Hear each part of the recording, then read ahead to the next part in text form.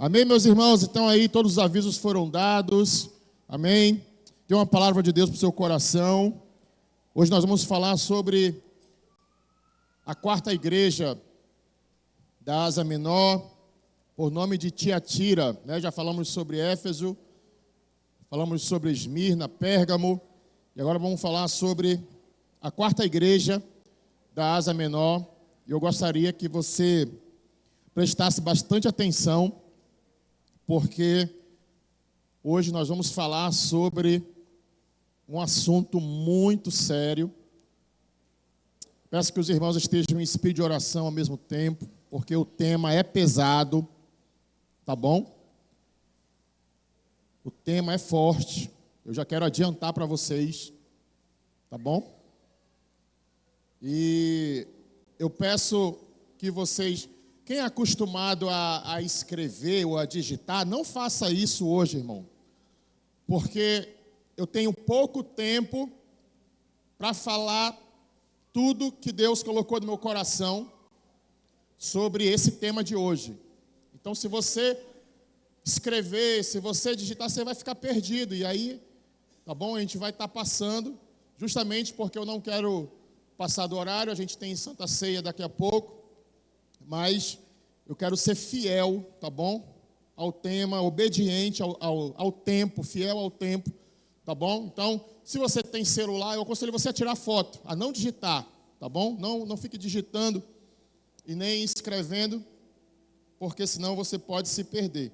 Ah, pastor, mas aí eu gosto de anotar. Em casa, ó, vai estar sendo gravado aqui, tá bom? Quando terminar o culto, você chegar na sua casa, já vai estar no canal lá disponível a mensagem, tá bom? E aí você pode estar fazendo as anotações. Então vamos lá, meus irmãos. Apocalipse capítulo 2, verso 18.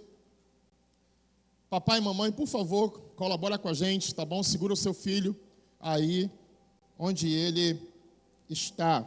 E mais uma vez eu peço oração dos irmãos, tá bom? Intercessão, a equipe de intercessão é uma mensagem muito forte. E eu peço que o Espírito Santo também nos ajude. Vamos lá. Apocalipse capítulo 2, verso 18. Ao anjo da igreja em Tiatira escreva: estas são as palavras do Filho de Deus, cujos olhos são como chama de fogo e os pés como bronze reluzente. Conheço as tuas obras, o seu amor, a sua fé, o seu serviço e a sua perseverança. E sei que você está fazendo mais agora do que no princípio. No entanto, contra você tenho isso: você tolera Jezabel, aquela mulher que se diz profetiza. Com seus ensinos, ela induz os meus servos à imoralidade sexual e a comerem alimentos sacrificados aos ídolos. Dei-lhe tempo para que se arrependesse da sua imoralidade sexual, mas ela não quer se arrepender. Por isso, vou fazê-la adoecer e trarei grande sofrimento aos que cometem adultério com ela, a não ser que se arrependam das obras que ela pratica.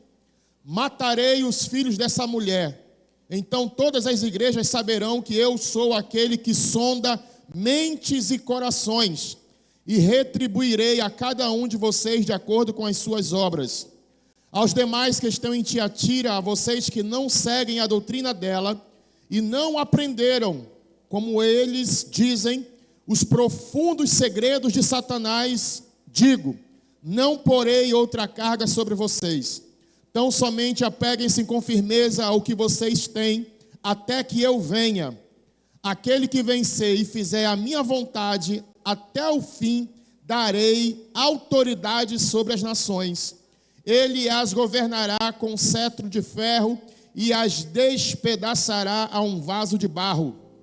Eu lhes darei a mesma autoridade que recebi, a autoridade de meu Pai. Também lhe darei a estrela da manhã. Aquele que tem ouvidos, ouça o que o Espírito diz às igrejas. Curve sua cabeça, feche seus olhos. Espírito Santo, eis aqui a sua palavra. Teremos, meu Deus, alguns minutos para aprendermos as lições dessa igreja. A tua palavra diz que o Senhor nos ama, nos corrige, nos exorta e nos motiva a vivermos um evangelho puro, perfeito e genuíno.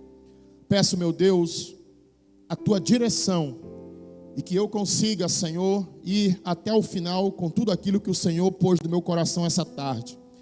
Prepara o nosso coração nessa noite, Senhor, para sermos abençoados pela tua voz através da sua palavra. Em nome de Jesus, amém, amém e amém. Você pode aplaudir o Senhor bem forte aí no seu lugar. Amém.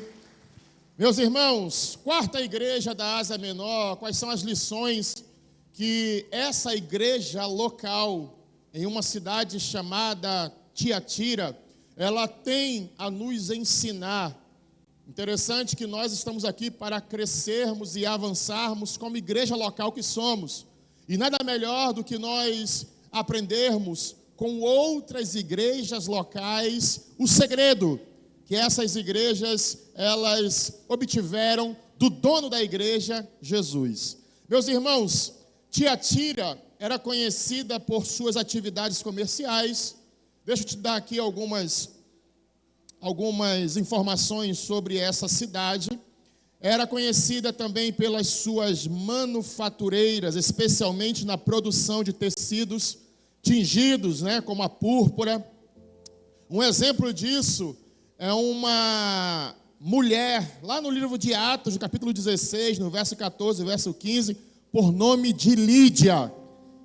E para minha surpresa, é o mesmo nome da minha avó-mãe, que hoje ela está ali atrás, ela veio para o culto. A minha avó Lídia, avó e mãe, estou falando dela aqui. Olha só que coincidência. Essa mulher, meus irmãos, por nome Lídia, foi uma comerciante de púrpura da cidade de Tiatira. Olha só que legal. E ela foi convertida ao cristianismo pela pregação do apóstolo Paulo. Lá no Atos 16, 14 e 15 fala sobre isso. A cidade, ela orgulhava-se de seu templo dedicado ao deus Apolo, conhecido como Deus Sol. No contexto das cartas às 7 igrejas, irmãos, no versículo 19, a igreja de Tiatira, ela é muito elogiada por Jesus, por suas obras. No verso 19, na minha retaguarda aqui, Brunão, diz assim: conheço as tuas obras. Era um Jesus que conhecia as obras dos crentes daquela igreja. Ou seja, as obras que eles faziam eram todas conhecidas por Jesus. E Jesus dizia mais: olha, eu conheço também o amor de vocês. É uma igreja que amava. Conheço a fé de vocês. Era uma igreja que tinha uma fé fervorosa. Conheço o serviço. Não sei, mas quem sabe até o serviço. Nessa igreja tinha uma equipe também doida por Jesus, que nós conhecemos hoje como a cultura do voluntariado, os voluntários que nós temos hoje aqui na Igreja da Família. É o serviço que era conhecido por Jesus. Conheço também a sua perseverança. Era uma igreja perseverante. Era uma igreja que não era instável. Era uma igreja que perseverava. E que fazia mais agora do que no princípio. Ou seja, irmãos, ela foi extremamente elogiada por Jesus. Era uma igreja que só crescia. E eles eram mais fortes agora do que no começo. No entanto, a única e principal advertência de Jesus sobre essa igreja vem no versículo 20. A única advertência, a única repreensão, porém importantíssima, é que essa igreja tolerava uma mulher chamada Jezabel, que se dizia profetisa. Ela ensinava e enganava os servos de Deus a praticarem imoralidade sexual e a comerem alimentos sacrificados aos ídolos. Agora, interessante, meus irmãos, que de tantas qualidades que Jesus pontuava sobre essa igreja, uma igreja que era uma igreja que trabalhava, era uma igreja que amava, era uma igreja que tinha uma fé fervorosa, era uma igreja que se dedicava no serviço voluntário, era uma igreja que era perseverante. E era uma igreja que quanto mais fazia, amava mais naquele momento do que antes. E para todas essas qualidades, Jesus falou uma advertência, porém importantíssima. Vocês fazem muito, vocês amam, vocês possuem uma fé fervorosa, vocês se dedicam, vocês são perseverantes, vocês fazem mais agora do que no início. Porém, vocês praticam os ensinos de Jezabel. Irmãos, quem era Jezabel? Vamos lá. Quem era Jezabel? Pastor, o que é que Jesus está falando? Quem era Jezabel? Jezabel foi uma princesa fenícia. E ela era filha de Etibaal, rei dos Sidônios. O significado do nome Jezabel ou Jezebel tem 3 significados. Número 1, Baal exalta. Número 2, Baal é marido. E número 3, impuro. 3 significados do nome Jezabel. Jezabel é descrita como uma sacerdotisa, meus irmãos, dominadora e potencialmente religiosa. E se denominava porta-voz dos deuses. Isso a caracterizava como profetisa. Ao casar-se com o rei Acabe, rei de Israel, ela passou a governar de acordo com a sua cultura e religião. Como mística, ela passou a ser considerada sacerdotisa e ensinadora. A sua influência e liderança foi autorizada pelo seu marido, o rei Acabe, fazendo com que ela superasse os próprios rabinos e sacerdotes da época, submetendo-os às suas ordens. Jezabel recebeu tanto poder, meus irmãos, que levou toda a nação de Israel a adorar ao Deus Baal.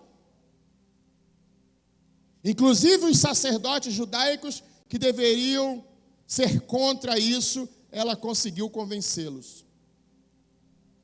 Tal profetisa e líder demoníaca foi uma forte perseguidora dos profetas de Deus, que não se submetiam às suas ordens e manipulações.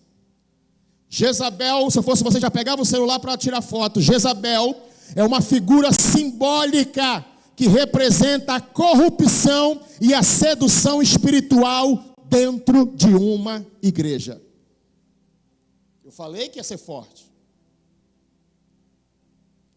O que era para ser normal, meus irmãos, uma igreja ser comandada e dirigida pelo Espírito Santo de Deus.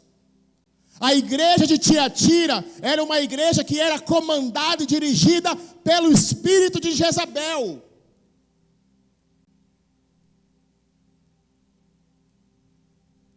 Jezabel, com seus encantos, com seus ensinos, com as suas astúcias e suas estratégias, visa paralisar o avanço da igreja local. Eu vou repetir mais uma vez. Jezabel, com seus encantos, com seus ensinos, com as suas astúcias e suas estratégias, não tem outro objetivo senão visar a paralisação do avanço da igreja local. E aqui eu poderia fazer aqui uma palavra de efeito para você, mas eu quero ser muito fiel ao texto para a gente não perder tempo. Quais as características do espírito de Jezabel dentro de uma igreja local? Número 1, tire foto. Não foi para anotar, tire foto. Uma das suas principais armas investidas é de roubar a autoridade delegada por Deus ao anjo da igreja. Tem alguém aqui? Primeira grande característica do espírito de Jezabel. Deixa eu falar uma coisa. Jezabel não é uma pessoa, é um espírito. Porque Jesus fala, o espírito de Jezabel. os ensinos que esse espírito anda disseminando em algumas igrejas locais. E Tiatira tinha sido vítima dos ensinos desse demônio. Uma das suas principais armas investidas, meus irmãos, é de roubar a autoridade delegada por Deus ao anjo da igreja. E alguns estudiosos também afirmam que o quarto significado do nome Jezabel significa aquela que rouba a autoridade. Jezabel, biblicamente falando, rouba a autoridade que era do seu marido, o rei Acabe. Deus não ungiu Jezabel para governar Israel. Deus ungiu Acabe. O que era para ser a mulher idônea, auxiliadora, se tornou dominadora e manipuladora. E geralmente esse espírito se instala na igreja para roubar a autoridade dada por Deus ao pastor da igreja. Olha para o teu irmão e diga assim: ele falou que ia ser forte.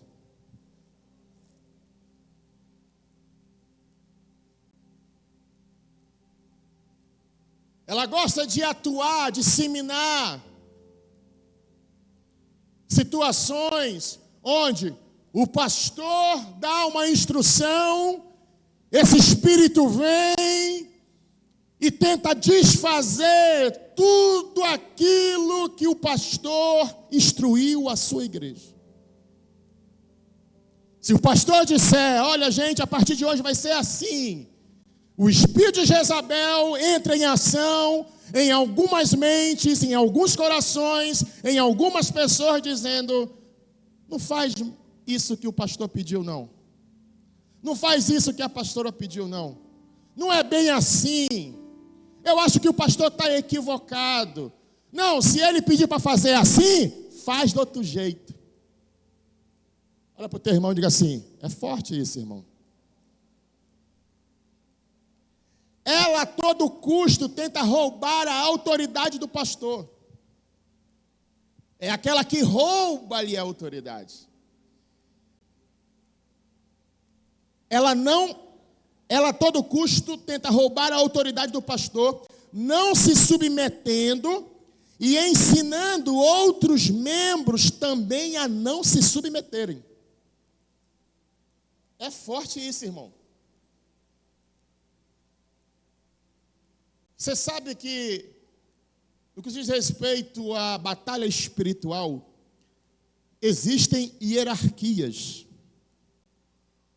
Assim como no reino celestial possui hierarquias, no reino das trevas é a mesma coisa, irmão. Possui hierarquias, potestades, legiões, principados.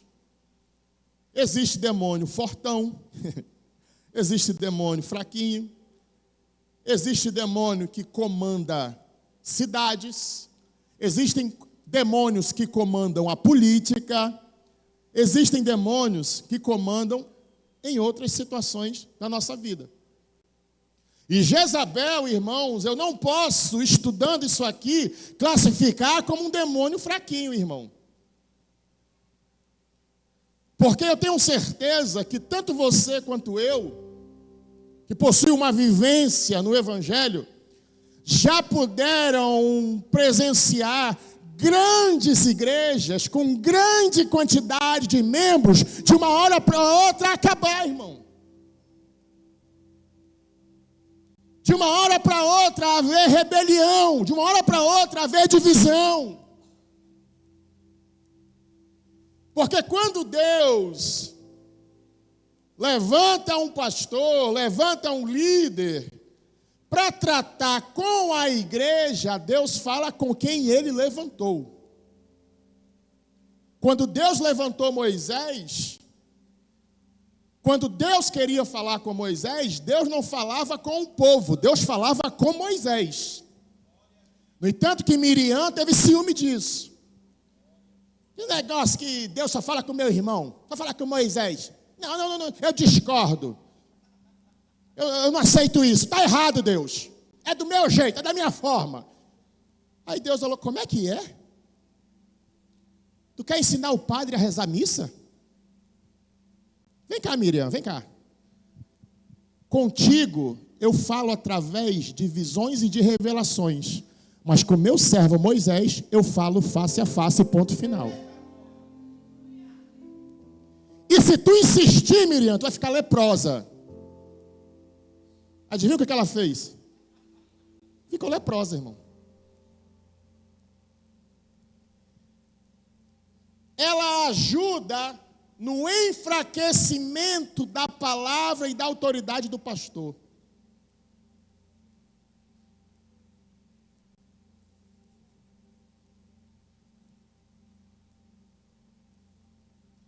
Pastor fala, pastor orienta, pastor instrui. Gente, a partir de hoje, Deus me deu uma direção, Deus me deu um direcionamento, orando pela igreja, me consagrando, é dessa forma, vamos fazer assim, vamos caminhar para o leste, oeste, para o norte e sul, vamos caminhar, vamos para cá. É o seguinte, eu acho que o pastor está errado. Vamos para cá. E o interessante é que Jezabel também ataca nas redes sociais. Eu vou mandar um WhatsApp aqui para o fulano. Viu aí que o pastor falou que a partir de hoje somente 3 grupos... Só 3 grupos da coordenação aqui da igreja é que é permitido servir em mais de 2 apartamentos? Ou não pode servir? Acho que o pastor está errado. Eu acho que o pastor está equivocado. Vamos fazer do nosso jeito.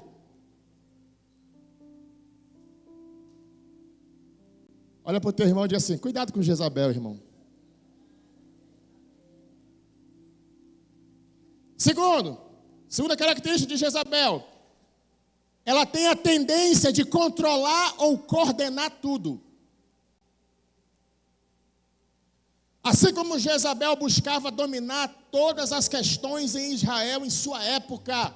Ei, era para Acabe resolver. Jezabel falava, não, me dá aqui que eu resolvo. Era para Acabe ter a iniciativa, era para Acabe resolver. Mas Jezabel se metia na frente. Altamente centralizadora, gosta de agir, de tomar as decisões sozinhas. E tudo precisa ser do jeito dela, caso contrário, age severamente. Espera aí que tem mais, irmão. Terceira característica de Jezabel. Muitas vezes recorre à manipulação ou ao engano para alcançar os seus objetivos.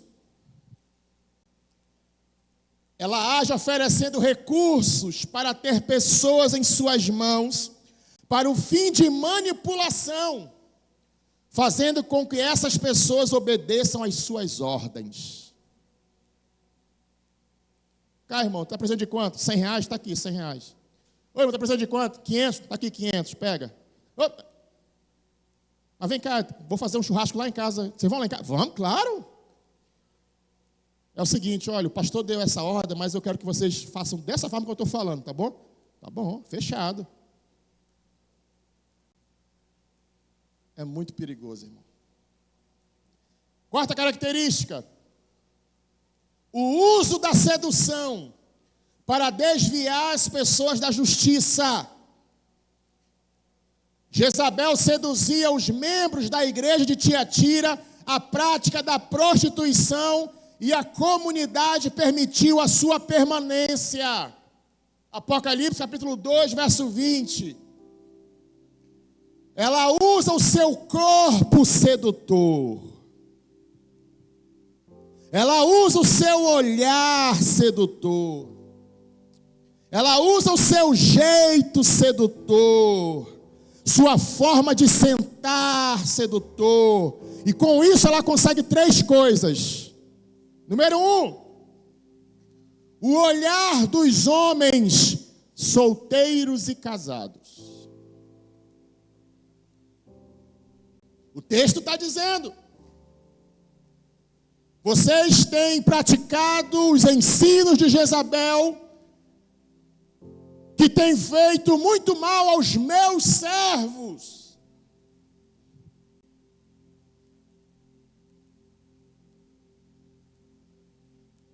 Agora, irmãos, isso aqui não é uma pessoa, é um espírito.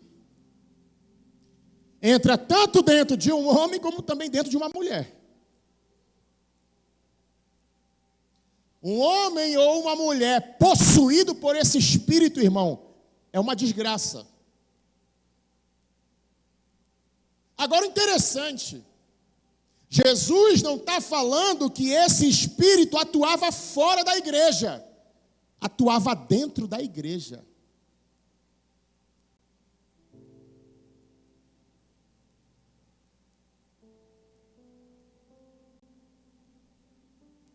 Com seu corpo sedutor, com seu olhar sedutor.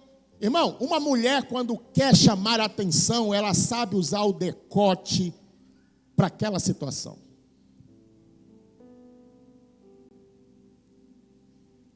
Uma mulher para chamar a atenção de um cara, seja ele casado ou solteiro, é lindão, é bonito, ela sabe o momento certo de estar na frente daquele camarada, na sua visão, no seu campo de visão, para dizer: eu estou aqui bela, porque o homem é convencido por aquilo que ele olha.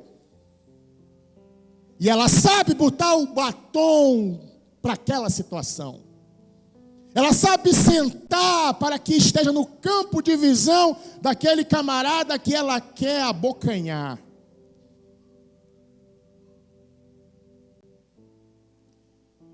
E interessante, meus irmãos, é que hoje a gente não sabe mais quem é quem.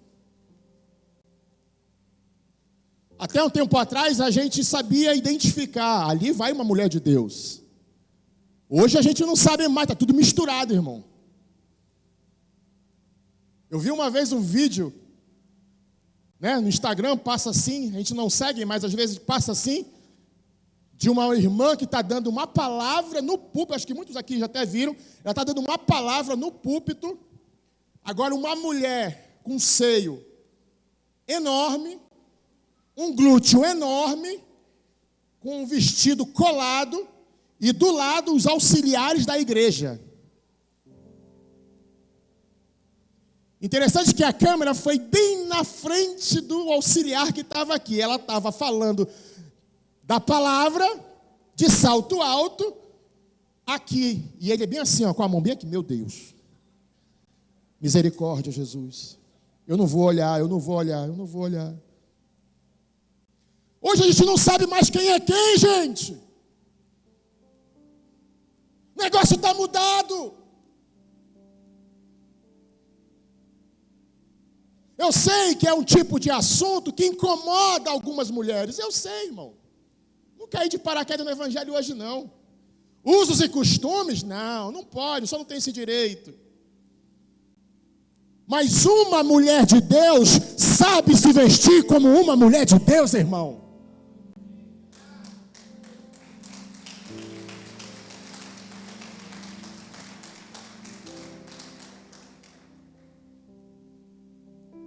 Outra coisa que ela consegue, com seu olhar sedutor, a sua forma sedutora, por chamar a atenção, ela induz todas a imitarem o seu comportamento.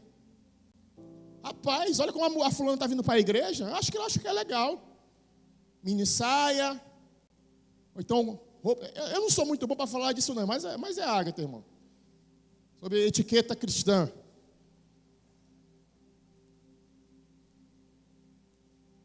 Mas olha a fulana como está vindo.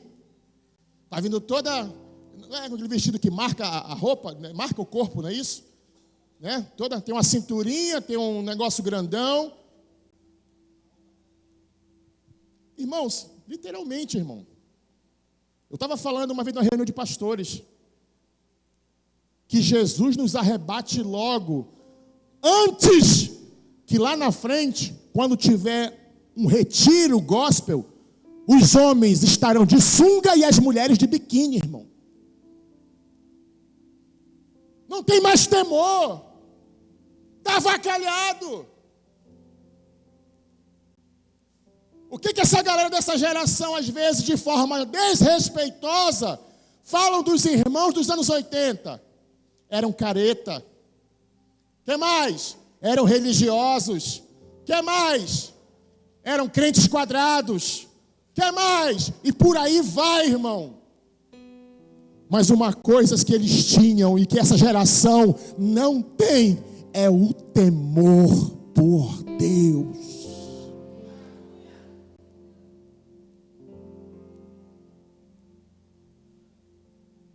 E era uma das primeiras características da igreja primitiva, Atos 2:42.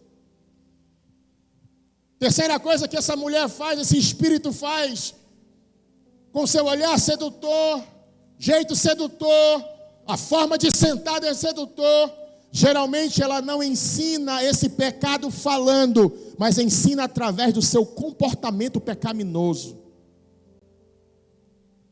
Não, eu tenho peito grande, eu vou usar um decote para chamar atenção mesmo, quero nem saber. Eu tenho cintura pequena, eu vou usar coisa, quero nem saber.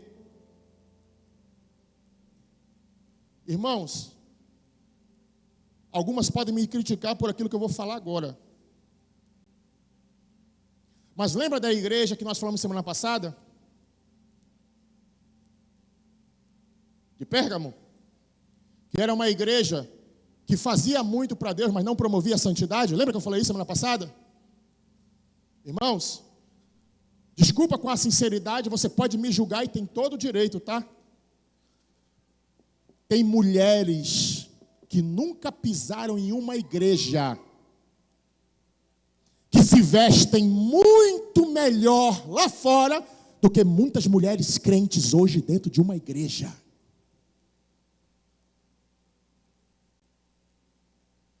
E o que é pior, Jezabel tem um Acabe. O maridão Acabe ora e não fala nada. Se tem Jezabel é porque tem um Acabe, irmão, permissivo. Não, amor, vai. Eu louvo a Deus para as mulheres que quando vão se vestir para vir para a igreja, antes vão lá com o marido. Meu amor, como é que eu estou? Vai fazer crente pecar, veste outra roupa. Se o teu marido fala isso para você, mulher, você encara como? Que ele está pegando no teu pé ou porque ele está querendo cuidar da tua imagem?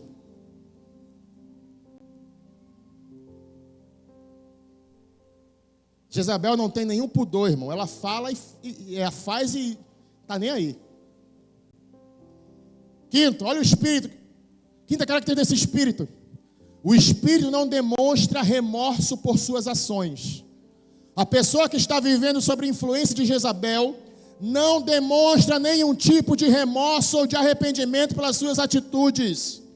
Ela está sempre certa. Imagine Acabe. Ô, minha princesa, minha rainha Jezabel, eu acho que isso aqui não está legal. Como é que é, Acabe? Repete isso de novo. Ô, meu amor, estou só te alertando e tal. Quem é a rainha aqui?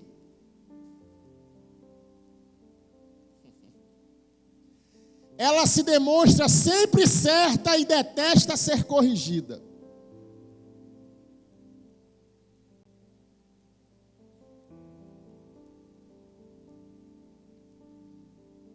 Olha para o teu irmão e diga assim: o negócio é sério.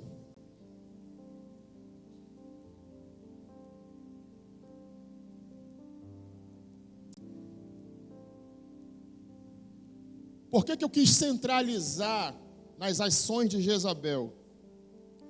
Porque é a única advertência que Jesus fala dessa igreja, irmão. O que está atrapalhando vocês é a atuação desse espírito nessa igreja. O que paralisou o avanço de vocês foi esse espírito de Jezabel que se diz profetiza, que se diz santa, que se diz correta, que se diz que está abafando.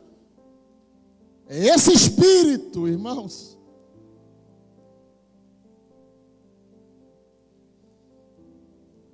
Eu louvo a Deus quando eu tenho a consciência que eu sou apenas um pastor que cuida de ovelhas. Eu não sou o dono da igreja. E sabendo disso, eu louvo mais a Deus ainda, porque aquilo que compete à minha limitação, me paralisar, aquilo que eu não consigo ver, aquilo que eu não consigo enxergar, há um Deus lá em cima com 7 olhos de fogo que consegue fazer um exame especializado da sua igreja. Não foi o pastor Wendel que morreu pelas ovelhas, mas foi o Senhor Jesus, o sumo pastor, que morreu pela sua igreja, e ele falou que um dia ele vai voltar para arrebatar a sua noiva.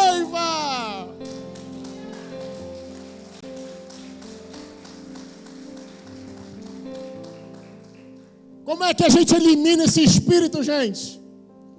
Como é que a gente combate esse espírito? Como eu falei, o objetivo desse espírito é paralisar o avanço, é estancar o avanço. Por que não cresce? Por que a gente faz e nada acontece? Por que está acontecendo? Cadê o crescimento? Cadê? Eu não estou vendo crescimento. Por quê? Nessa igreja aqui foi o espírito de Jezabel. Como é que a gente elimina o espírito de Jezabel? Número 1, praticando uma vida de fidelidade à palavra de Deus. Tiatira havia se desviado das verdades bíblicas, e Jezabel ensina justamente o contrário do que a Bíblia ensina. A fidelidade à palavra é essencial para uma vida cristã autêntica e para a saúde espiritual da igreja.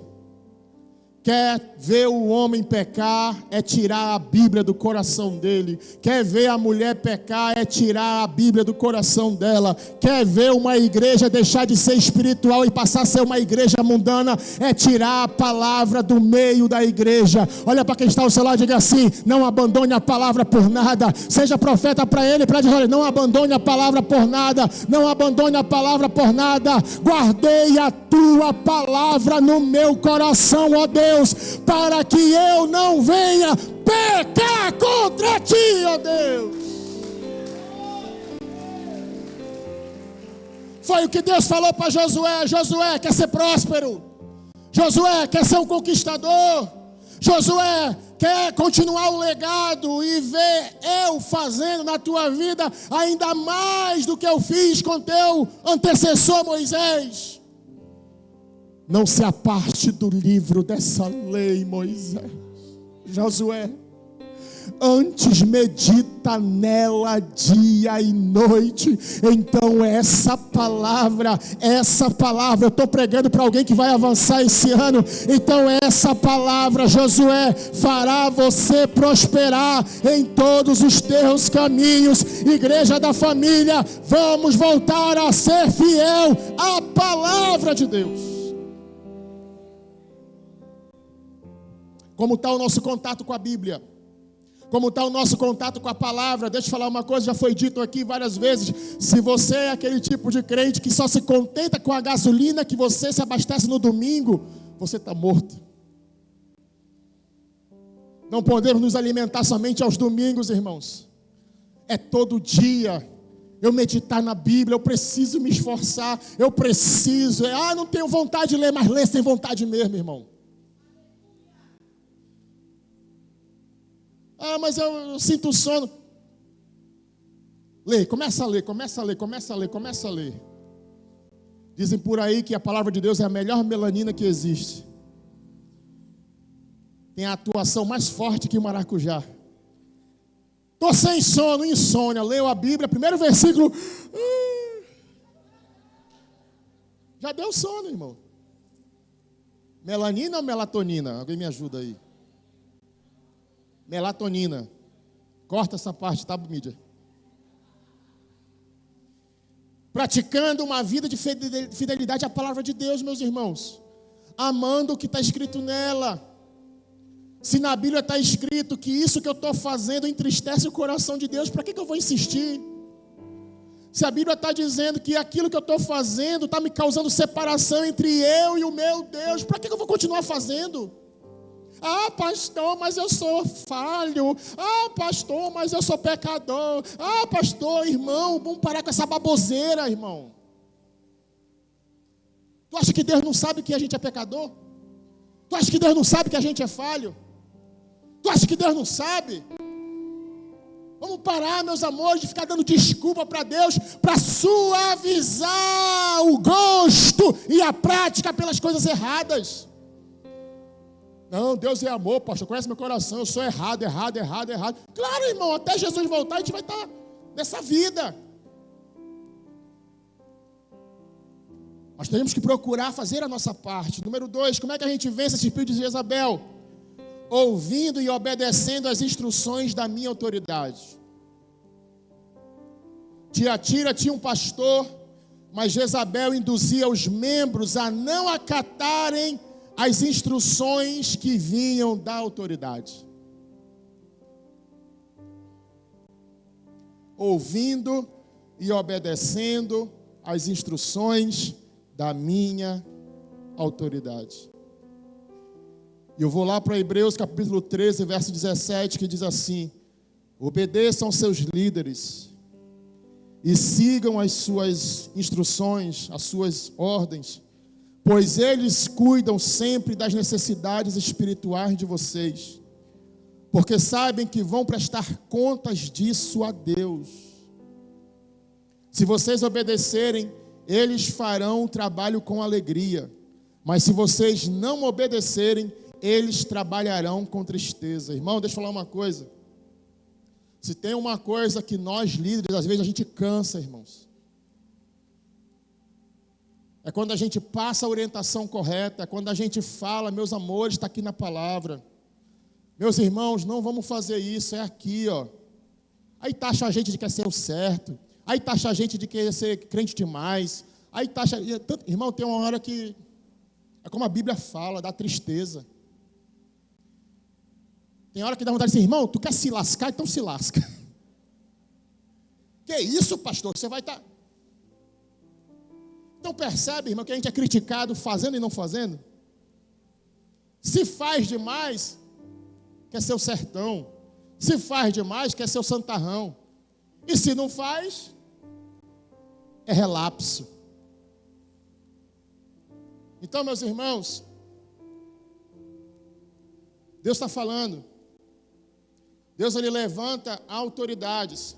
Romanos 13 não está aqui, mas eu estou lembrando agora. Romanos capítulo 3 diz que toda autoridade foi instituída por Deus.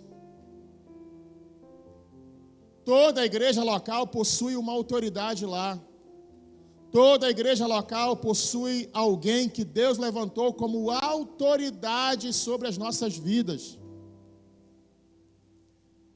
Na Almeida Revisada Corrigida, Brunão, 2 Crônicas, capítulo 20, verso 20. E pela manhã cedo se levantaram e saíram ao deserto de Tecoa, e ao sair Josafá pôs-se em pé e disse: ouve-me, ó Judá, e vós moradores de Jerusalém, crede no Senhor vosso Deus, e estareis seguro. Crede nos seus profetas. Obrigado, querido. E prosperareis. Sabe qual é o mal de algumas pessoas? É aquilo que Jesus falou quando ele chegou em uma cidade e ele não foi bem recebido pelas pessoas. Ele disse assim: há profetas que não possuem honra dentro da sua própria casa. A gente quer ouvir os profetas de fora. A gente quer dar ouvidos aos profetas da internet. Mais uma vez aqui, irmãos, o que eu instruí um monte de ovelha aqui sobre aqueles ensinos daquele pastor lá que ensinava tudo ao contrário que a Bíblia estava dizendo. Gente, não ouça esse tipo de mensagem, não ouça. E um monte de gente dando crédito, e teve uma rebeliãozinha aqui e saíram. Meses depois ele foi descoberto, 18 anos vivendo no adultério, esse pastor. E a palavra de Deus diz aqui, irmãos: crede nos seus profetas. Em outra tradução, ouça a sua autoridade. Obedeça às instruções da sua autoridade. Irmãos, deixa eu te falar uma coisa. Eu conheço vários pastores, muitos pastores. Vários pastores. Vários pastores. Mas vocês sabem quem é o meu profeta? O meu. Aquele que eu paro tudo que eu estou fazendo para ouvir. Coloca a foto aqui, Brunão. A Ana Paula te mandou, meu filho? Coloca aqui rapidinho, tem aí? Ela te mandou, meu filho? Aqui, ó.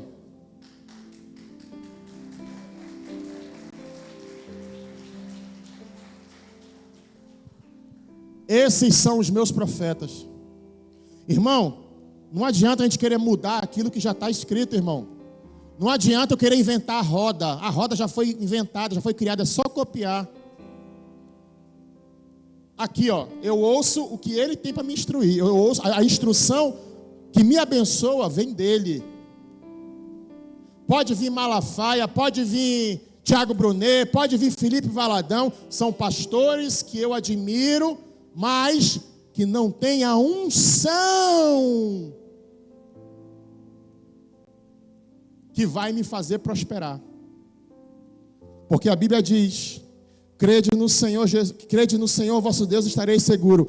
Crede nos seus profetas e prosperareis. Sabe por que nós não paramos de prosperar? É que eu não paro de ouvir a instrução do meu profeta. E é uma instrução, um princípio que eu quero ensinar para vocês. Eu vejo muita gente, irmão, indo para cima e para baixo, perturbada. Eu vejo muitas ovelhas assim, eu quero conquistar e a porta não abre. Eu quero fazer isso, mas nada acontece. Eu tô agoniado.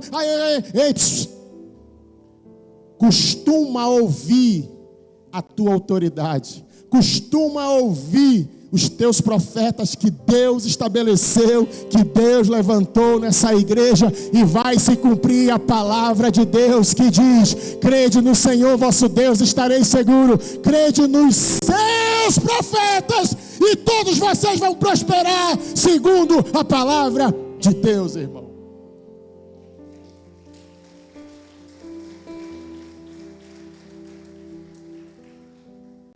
Jezabel odeia quando nós ouvimos e obedecemos a voz da nossa autoridade.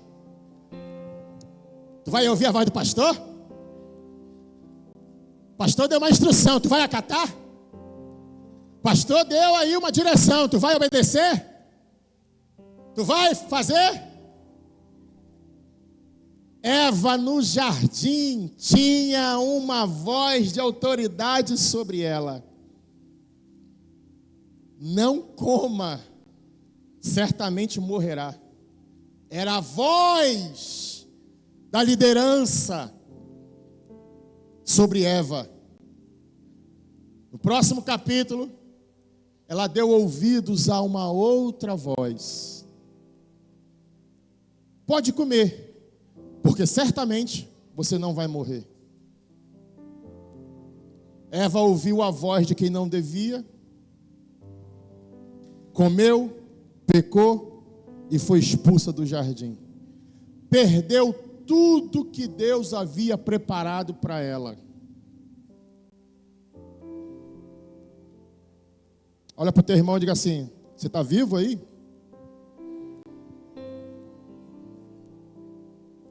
Eu falei que ia ser forte. E não é mensagem para dar glória a Deus não, irmão. Não estou nem preocupado com isso. É mensagem para fazer a gente refletir. Porque quem sabe algumas características desse espírito têm atuado no nosso meio.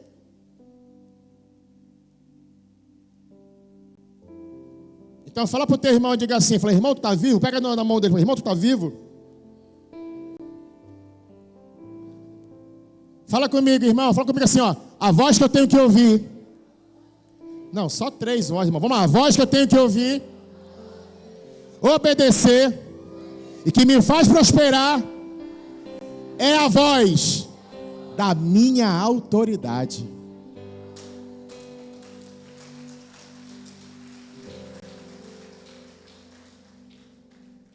Como é que a gente vê esse espírito de Jezabel? Dando importância, irmãos, para a vigilância com o perigo do compromisso com o mundo. O cristão deve estar atento para não se conformar com os padrões mundanos que podem desviar o seu foco de Deus, irmão. É um perigo quando nós estamos casados com as coisas desse mundo. Já falei várias vezes aqui. Nós estamos nesse mundo, mas nós não somos daqui, irmão. A Bíblia diz que o mundo jaz do maligno. E deixa eu te falar uma coisa. Hoje o mundo é o mundo que imita a igreja ou a igreja que imita o mundo? Seja sincero. Seja sincero. Eu sei que entre rodinha você fala. Seja sincero. É o mundo que imita a igreja ou é a igreja que imita o mundo, irmão? Por que isso?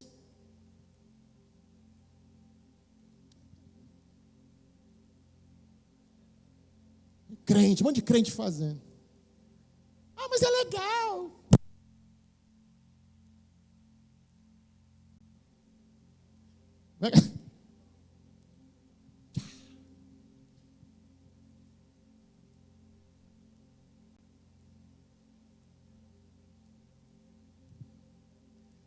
São as pessoas do mundo que cantam e dançam as músicas das igrejas, ou os crentes que estão cantando e dançando as músicas mundanas, gente?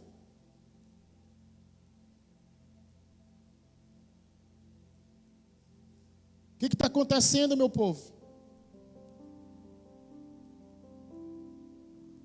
O que está acontecendo, gente?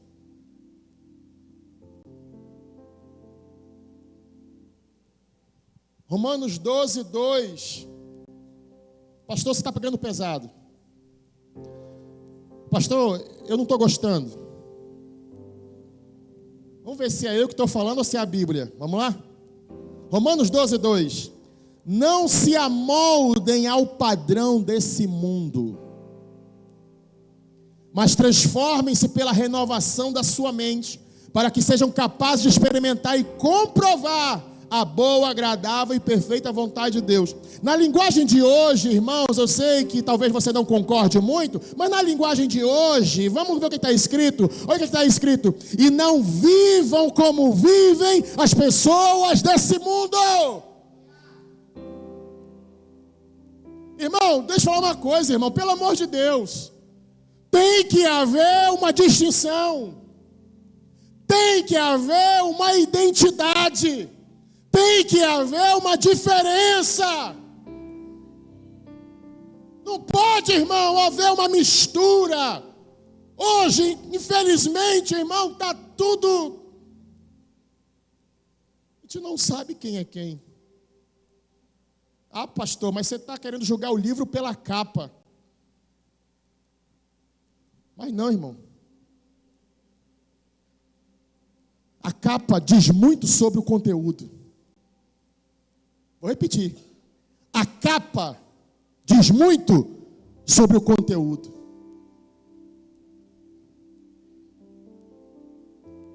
Como é que a gente vence esse espírito do diabo, irmão? Dando importância à disciplina e à correção. Lembra que eu falei que Jezabel odeia ser corrigida? Lembra que eu falei que Jezabel detesta a disciplina?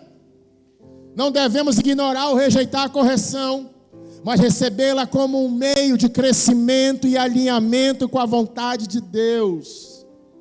Eu sei, é do homem não gostar de ser corrigido. Aquele que diz aqui que gosta de ser corrigido, eu quero te aplaudir.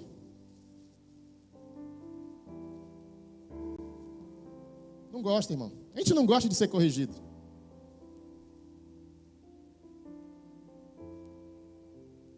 Mas Provérbios capítulo 15, verso 31 diz assim: quem ouve a repreensão construtiva terá lugar permanente entre os sábios.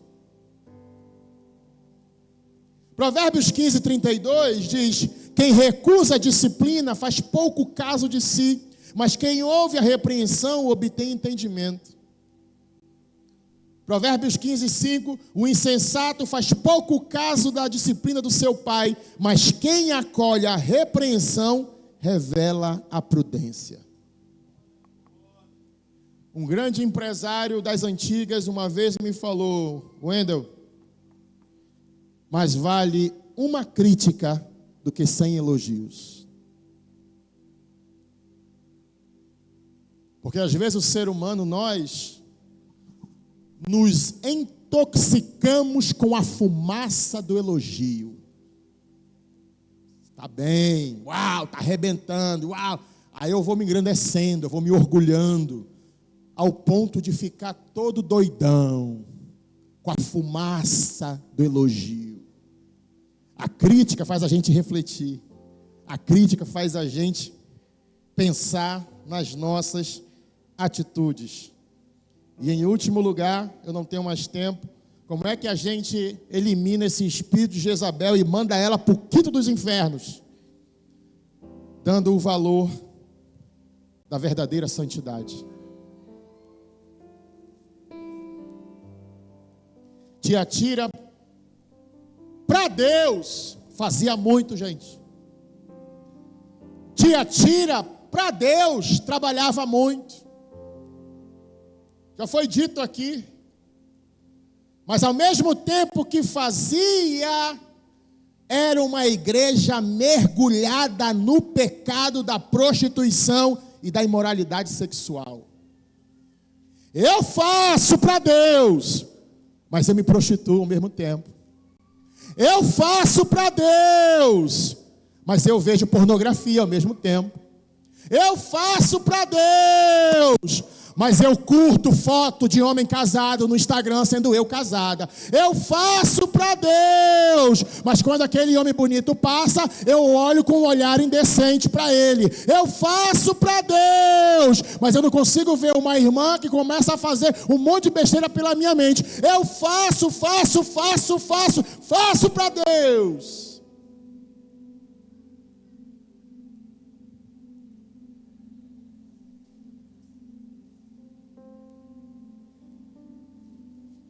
Irmãos,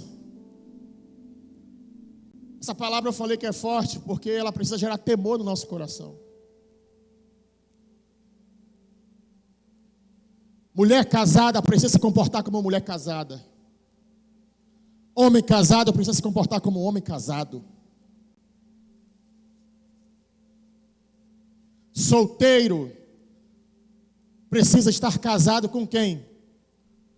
Com a seriedade e a responsabilidade de um cristão saudável.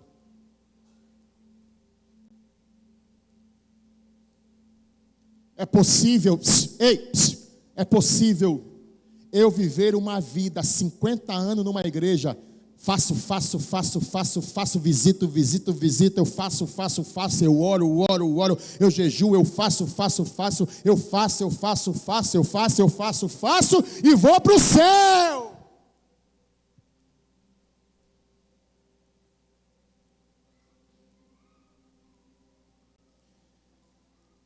E se eu te falar que salvação não tem nada a ver com o que a gente faz, tu acredita? E se eu te falar que salvação não tem a ver com o que a gente faz, mas com o que a gente é, você acredita? Efésios capítulo 2, verso 8 e 9, porque pela graça sois salvos, por meio da fé, e isso não vem de vós, é dom de Deus. Verso 9, não vem das obras, para que ninguém se glorie. Não, Deus, mas eu gasto a minha vida. Aquele louvor, né, apaixonante que a gente canta, que a gente chora. Eu gasto a minha vida. Eu faço.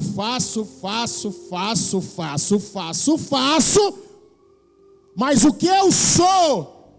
Um prostituto. Eu faço, mas sou adúltero. Irmãos, a pior decepção, escute, eu estar 30 anos da minha vida fazendo para Deus, e naquele grande dia que Deus acabar tudo e voltar para nos buscar, quando eu me apresentar diante do Rei da Glória e ouvir essas palavras dele, quais são essas palavras? Apartai-vos de mim, porque eu nunca vos conheci. Mas Deus, eu fiz no teu nome. Mas Deus, eu visitei no teu nome. Mas Deus, eu expeli demônios pelo teu nome. Mas a salvação não é por obras, para que ninguém se glorie. Salvação não tem a ver com aquilo que eu faço. Eis o maior engano de Satanás nessa geração. Quer barganhar com Deus e para com Deus. Deus, eu sou salvo, eu quero a minha salvação. Em contrapartida, eu visito, eu discipulo, eu faço. Mas aquilo que eu sou não compete a ti, Deus, compete a mim.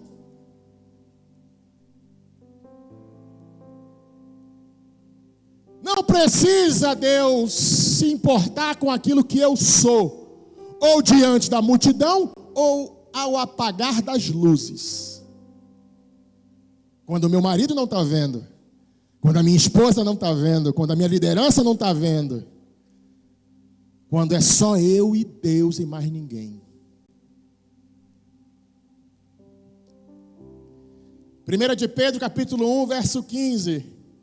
Mas, assim como é santo aquele que o chamou, sejam.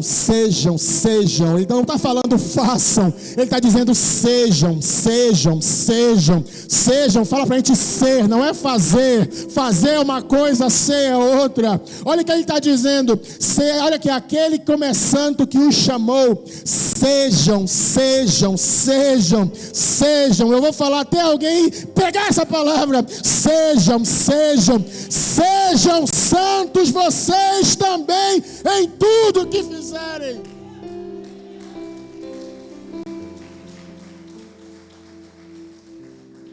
Verso 16. Porque está escrito: sejam santos, porque eu sou santo. Não tem como a gente querer barganhar com Deus, gente. Eu quero ir para o céu, por isso eu faço. E a minha vida é uma porcaria. E a minha vida é um barenhado de coisa suja. E a minha vida, sabe, toda desregulada, toda...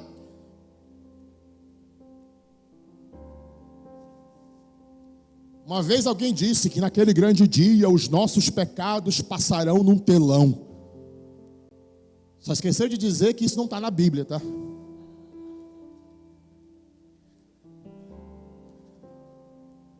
Mas eu quero fazer uma pergunta com você.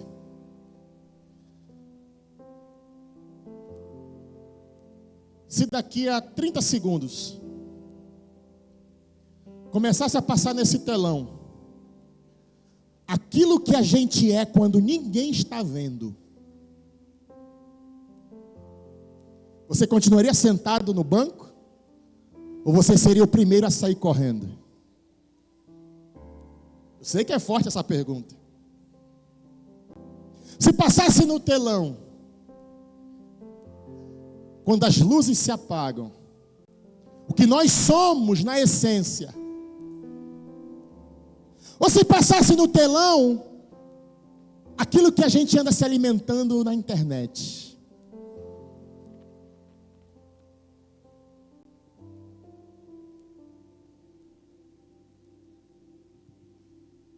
O que vai fazer nós nos encontrarmos com Deus, gente,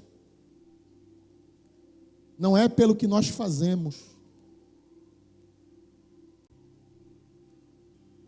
Eu, como pastor, irmãos, eu preciso me preocupar em passar essa instrução para a igreja.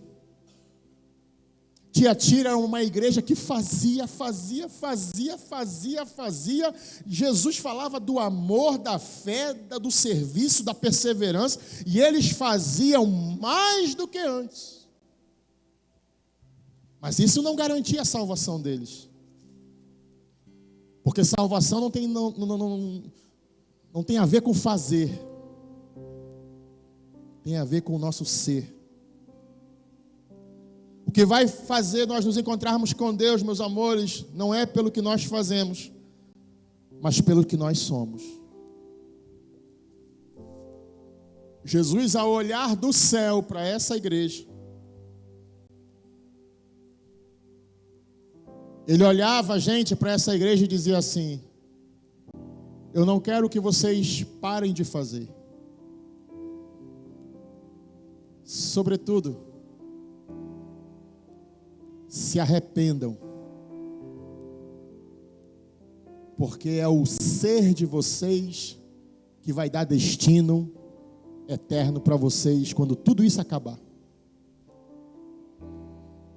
Interessante que a Bíblia diz que eu dei-lhes tempo para se arrepender. Ele ainda deu tempo para que houvesse o arrependimento. E se não se arrepender, a Bíblia diz, irmão, não sou eu. Ele está dizendo, e virei contra você. Irmãos, se o diabo se levantar contra nós, nós temos a quem recorrer, irmão. Agora, se é Deus que se levanta contra nós vamos recorrer a quem? Olha para o teu irmão e diga assim: o que vai fazer nós nos encontrarmos com Deus não é pelo que fazemos, mas pelo que somos. Hebreus capítulo 12, verso 14, eu encerro com esse versículo.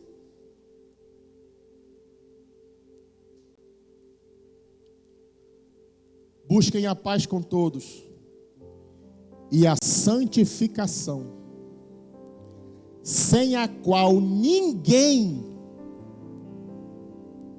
verá o Senhor.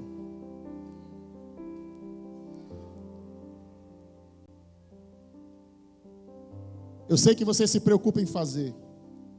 Eu sei que essa igreja trabalha muito a questão do nosso serviço. Mas só isso, irmãos, não é importante. Dentro de nós há um coração, onde esse coração precisa estar tomado pelo dono da obra que se chama Jesus. E para todas essas igrejas, não sei se você ainda recorda da palavra de dezembro, quando Deus disse para Josué que o povo que iria atravessar o Rio Jordão, ele disse assim: santificai-vos, porque amanhã Deus fará maravilhas no meio de vós. Sem santidade, sem santificação, nós não veremos o Senhor. Nós não veremos a face daquele que nos amou. Eu queria que você ficasse de pé no seu lugar.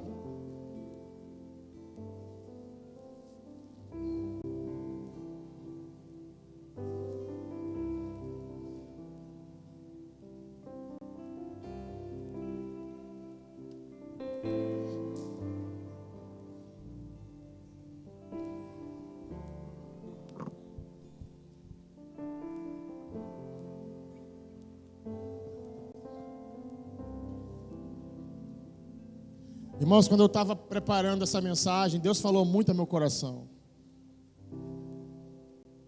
Nós dependemos muito da graça de Deus. Nós dependemos muito da misericórdia do Senhor. E nós temos que todos os dias clamar por essa misericórdia. Nós temos que todos os dias, meus irmãos, clamar por essa graça. Nós vivemos em um mundo cada vez mais corrompido. Nós vivemos em um mundo, irmãos, cada vez mais promíscuo. Nós vivemos em um mundo cada vez mais casado com o pecado. E nós, a igreja do Senhor, não podemos nos contaminar. Deus, Ele ama o pecador, mas Ele abomina a prática do pecado. E eu sinto, meus irmãos, o Espírito Santo de Deus querendo segurar nas nossas mãos para nos ajudar a vivermos uma vida de santidade. Eu sinto o Espírito Santo não nos condenando, gente. Ele não veio para nos condenar, Ele veio para que o mundo fosse salvo por Ele. Eu vejo um Deus, sabe, querido, que segura, Ele quer dar as mãos, segurar nas nossas mãos, assim como Pedro, que estava olhando para Jesus, caminhava bem, mas de uma hora para outra ele foi olhar para onde não devia, olhou para a tempestade, olhou para a força do mar e afundou, e imediatamente a mão de Jesus ajudou Pedro a se levantar, e Pedro se pôs de pé.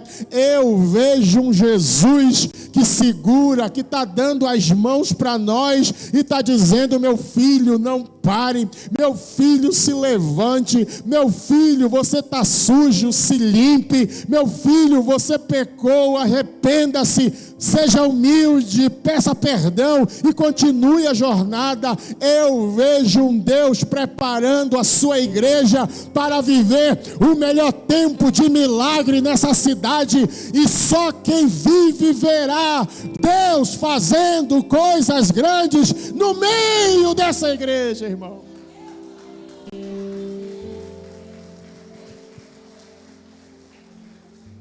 Eu quero que você levantasse as suas mãos. Tem aquele louvor, eu quero ser santo, aquele louvor. Levante as suas mãos. Senhor, eu não quero clamar por prosperidade. Senhor, eu não quero clamar por portas abertas. Senhor, eu não quero clamar por mar que venha se abrir. Eu quero clamar por santidade.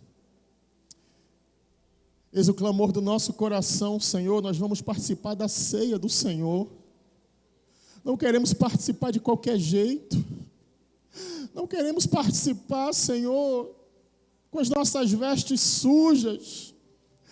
Deus, limpa, Senhor, nosso coração.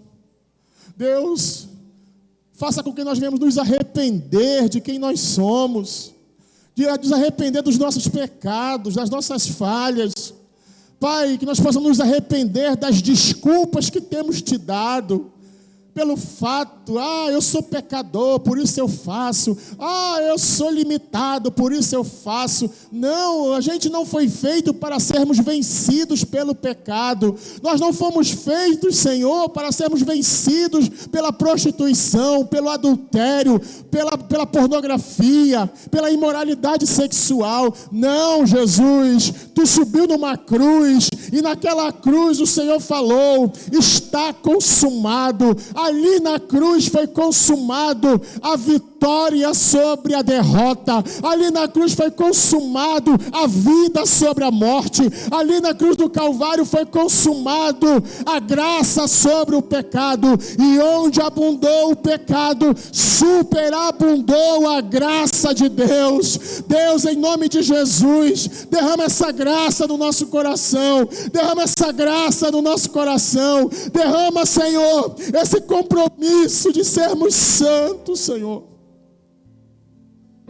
Nos ajuda, Senhor, quando a gente estiver sozinho e vir aquela tentação de a gente ver coisa que não deve na internet. Nos ajuda, Senhor, quando a gente estiver no trânsito e passar aquela pessoa e tivermos aquela vontade de olhar para onde a gente não deve olhar. Deus, nos ajuda, Senhor, a vivermos, Senhor, um evangelho puro, um evangelho simples. Nos ensina, Senhor, a vivermos, Pai, de forma correta, caráter aprovado. Deus da glória.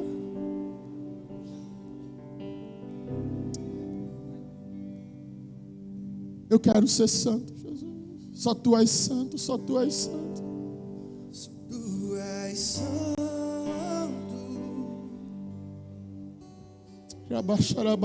Só tu és santo. Não há outro corpo, não há outro corpo.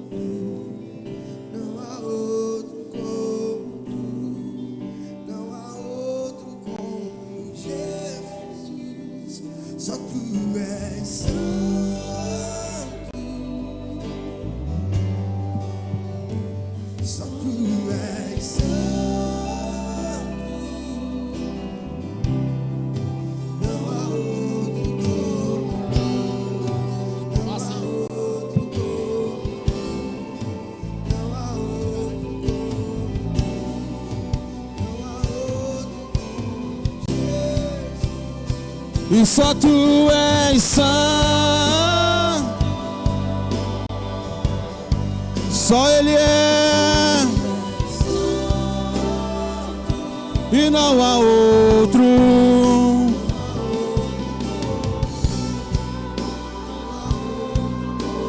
Não há outro, não. Não há outro. Vamos continuar cantando. E só tu és santo.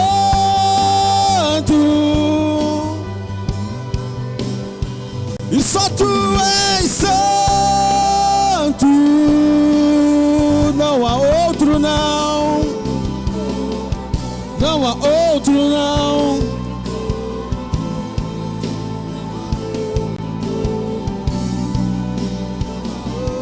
Glória a Deus. Glória a Deus. Pode abrir para mim? Glória a Deus. Sabe, meus amigos, esse é um dos cultos solenes mais importantes do cristianismo, pois trazemos a memória do sacrifício que Jesus fez. Mateus 26 vai dizer, Mateus 26 vai dizer: enquanto comiam, Jesus tomou o pão e abençoou, e em seguida partiu em pedaços e deu aos discípulos, dizendo: tomem e comam, porque esse é o meu corpo. Então tomou o cálice de vinho e agradeceu a Deus. Depois entregou aos discípulos e disse: cada um beba dele, porque este é o meu sangue, que confirma a aliança. Ele é derramado como sacrifício para perdoar os pecados de muitos. Prestem atenção aos que lhe digo: não voltarei a beber vinho até aquele dia em que com vocês beberei um vinho novo no reino do meu Pai. Hoje nós estamos aqui ceando, mas um dia, promessa de Cristo, que a igreja ceará com Ele na boda do Cordeiro. Amém ou não amém, queridos? Sabe, meus amigos, uma vez Jesus, quando Ele ressuscitou no terceiro dia, e Ele estava indo num caminho e se encontrou com dois discípulos. E os dois discípulos não conseguiram reconhecer Ele. Os dois discípulos no caminho de Emaús. E os discípulos estavam tristes, porque tinha acontecido tudo aquilo em Jerusalém, mas eles não reconheceram Jesus. E Jesus lhe falava: isso não devia acontecer, já estava escrito, era a promessa que devia acontecer, que deveria padecer. E Jesus estava falando dele mesmo. E no final do caminho, aqueles discípulos convidaram Jesus para passar a noite na casa deles. E Jesus, irmãos, Jesus é o Deus da comunhão. A ceia é comunhão, a ceia é relacionamento. E Jesus, quando viu uma mesa, meus amados, Ele pegou o pão, abençoou e o partiu. Quando Ele fez isso, Ele desapareceu. Os discípulos: meu Deus, era Ele. E os discípulos falaram: Ele entrou em casa, Ele está na mesa. Eles nos observavam.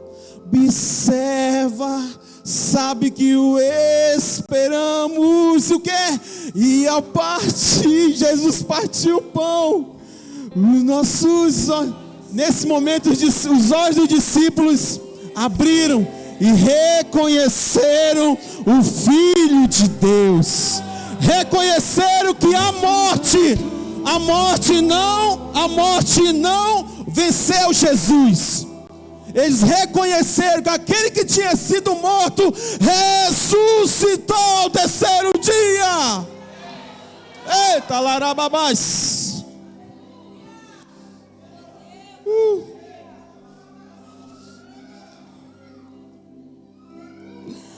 Senhor, obrigado, meu Deus, obrigado pelo teu sacrifício. Arababás. Se você tem línguas, começa a falar em línguas. Se você é grato pelo sacrifício de Cristo na cruz, começa a agradecer. Arababás.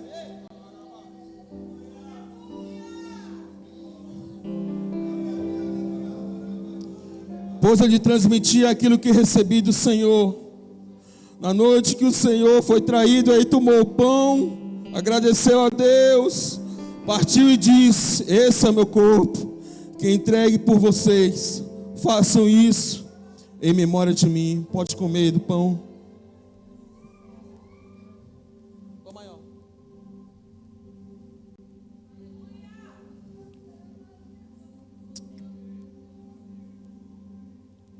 Glória, glória, aleluia. Glória, glória, aleluia. Glória, glória, aleluia. Vencendo, vem Jesus, ele venceu. Meus amigos, alguém ficou de receber o pão, a ceia, o pão, o vinho, alguém ficou de receber? Aqui uma pessoa, bem aqui na frente. Vamos esperar ele cear. Você pode comer do pão. E o texto vai continuar dizendo, meus amados. Da mesma forma, depois de cear, tomou o cálice e disse: esse é meu cálice, é a nova aliança confirmada com meu sangue. Façam isso em memória de mim, sempre que beberem. Porque cada vez que vocês comem desse pão e bebem desse cálice, anunciam a volta de Cristo. Sabe, meus amigos, hoje nós estamos aqui, mas um dia nós vamos cear com Ele no céu. Quem vai cear com Jesus no céu? E a Bíblia diz na boda do Cordeiro que nós vamos receber uma veste nova. Fala para o seu irmão: você vai receber uma veste nova. Fala para ele: você vai receber uma veste nova e você vai ceiar com Ele. Podem beber do vinho. Você pode beber do vinho. Glória a Deus. Eu já coloquei as minhas vestes brancas. Quem está esperando a volta de Cristo, levanta sua voz, levanta suas mãos. Vamos crescer juntos. Maranata.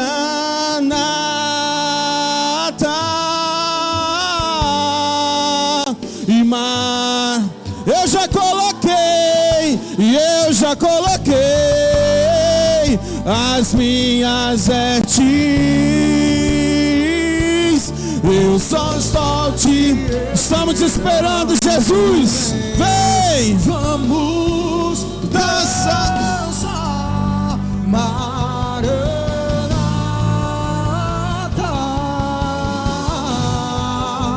Maranata. Tem fogo, tem fogo.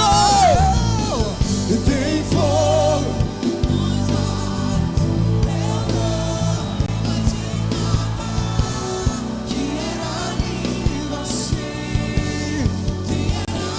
Era lindo assim, é o noivo. Te esperamos.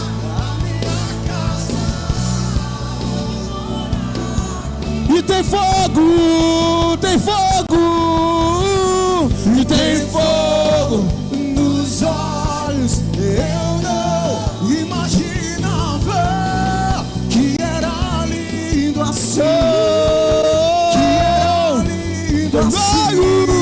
Meu noivo, esperado eu abro. A minha casa pode morar aqui. Meu noivo, o meu noivo, o meu noivo, o meu noivo esperado. E eu abro a minha casa. Pode morar aqui.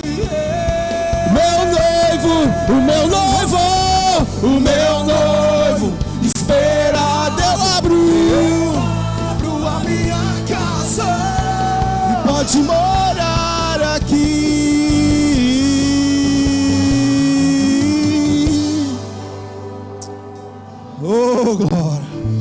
Tu és o nosso noivo. As virgens estão aqui com azeite. A noiva adornada está aqui, esperando o noivo. Oh, e eu já coloquei as minhas vestes brancas.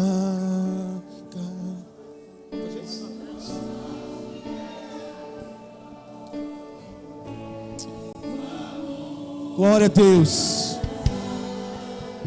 Glória a Deus. Glória a Deus. Deus está à procura da noiva. Deus está à procura da noiva, das virgens que estão aguardando com azeite. Nós somos a noiva que estamos esperando o nosso noivo. Nós estamos com a nossa casa aberta para ele entrar. Seu coração está aberto para ele entrar essa noite. Quero convidar você, que essa palavra falou contigo. Lucas, essa palavra ela falou comigo. Lucas, Deus se revelou nessa noite. E eu quero entregar a minha vida por inteiro nessa noite, nesse lugar. Quero fazer uma confissão na frente de todo mundo, que a minha vida é de Cristo, que a minha vida é do Senhor Jesus. Enquanto cantamos uma canção, você pode vir ao altar, em nome de Jesus, em nome de Jesus. Eu me encontrei com Jesus.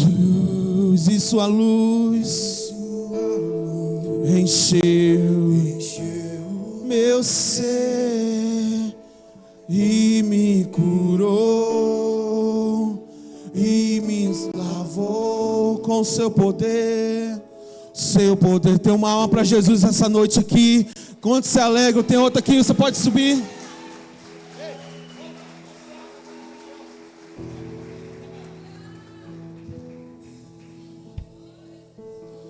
Vidas estão aqui entregues a Jesus. E agora livre estou. Nós somos livres completamente, completamente sarados. Agora livre sou, agora livre.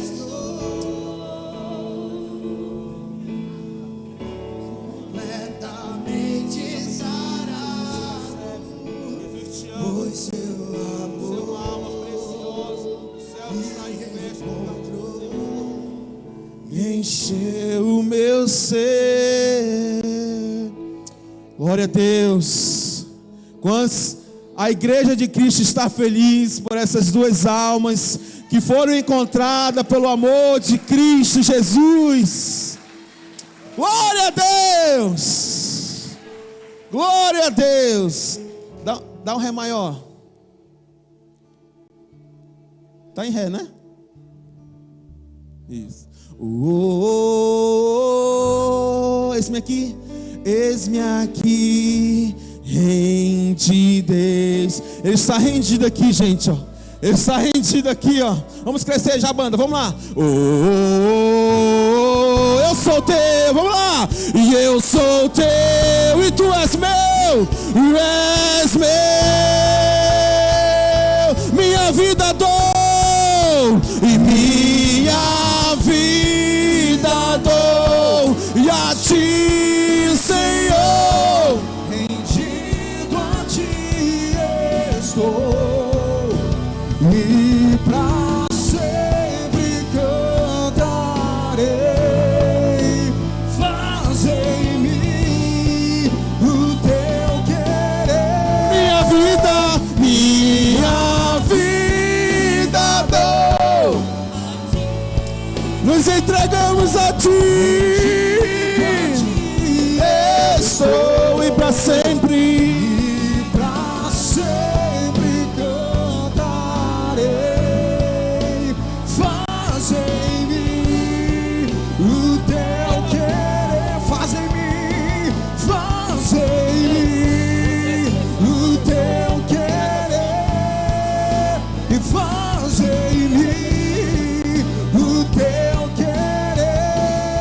Glória a Deus!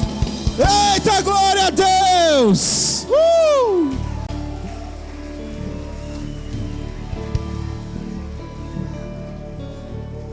Glória a Deus!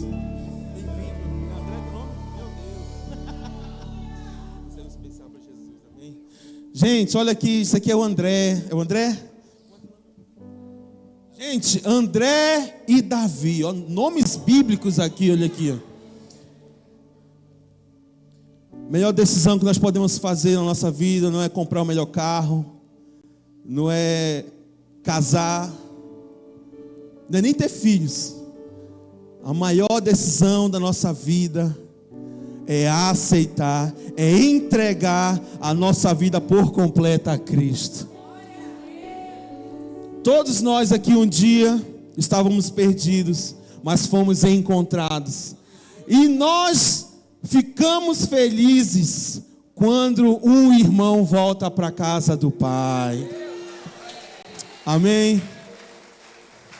Você aceita Jesus como seu suficiente Salvador? Diga sim. Sim. Você aceita Jesus como seu Salvador? Diga sim. Sim. Senhor, vamos orar juntos. Todo mundo ora comigo. Repita essa oração comigo. Senhor Jesus, nesse momento eu te entrego a minha vida por completo.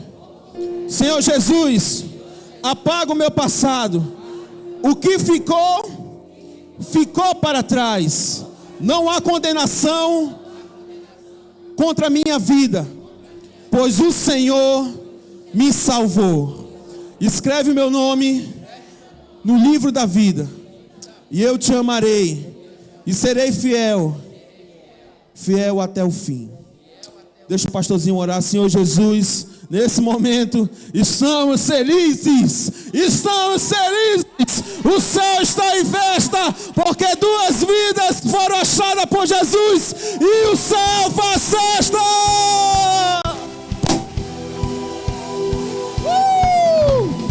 Seja bem-vindo.